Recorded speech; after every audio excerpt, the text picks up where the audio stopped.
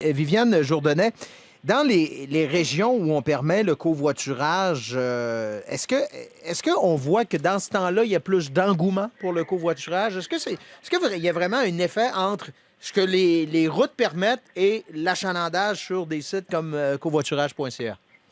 Effectivement. En fait, là, nous, on a sorti des chiffres dans votre région là, concernant la hausse du nombre de trajets publiés dans la région de Québec là, depuis, en fait, octobre. Et on note qu'il y a entre 25 et 50 plus d'usagers là, qui montrent un intérêt envers le covoiturage. Pourtant, il y en a peu ici, là, des routes, des voies réservées au covoiturage.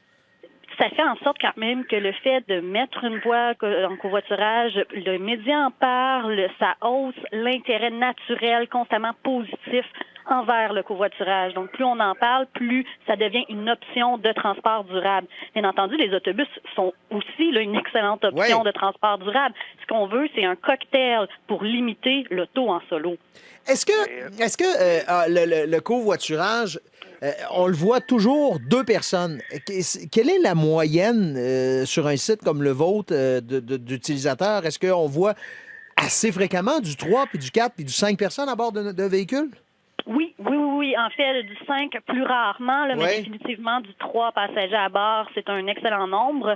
Même, ça dépend aussi des incitatifs que les employeurs, via le programme employeur, offrent. Donc, il y a des employeurs qui vont justement donner un espace de stationnement réservé selon un équipage de 3 employés à bord du véhicule. Donc, ça augmente, en fait, l'intérêt à être plus à bord du véhicule. Mais un autre point à soulever aussi, c'est les voies interconnectées. En fait, quand on mentionnait que sur un tronçon, oui, il y a une voie réservée au covoiturage. L'idéal, c'est d'avoir des voies interconnectées réservées au covoiturage. Ainsi, on limite la congestion routière sur les autres voies qu'on a besoin d'emprunter pour ensuite être en covoiturage. C'est ça, Marc-André Boisvenu nous le disait en début d'émission. Il y a des effets dans les autres secteurs.